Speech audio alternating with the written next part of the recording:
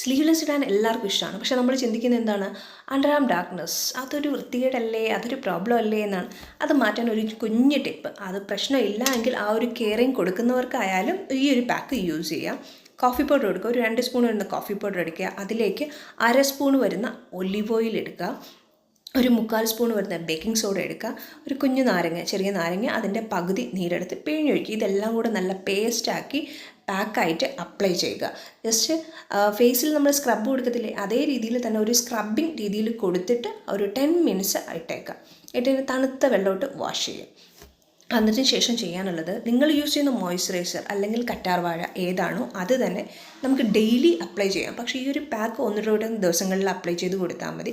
കുളിച്ചതിന് ശേഷം ഡെയിലി ഒരു moisturising effect, കറ്റാർവാഴ തന്നെയാണ് ഏറ്റവും ബെസ്റ്റ് സാധനം, ഞാൻ യൂസ് ചെയ്യുന്നത് അതാണ്.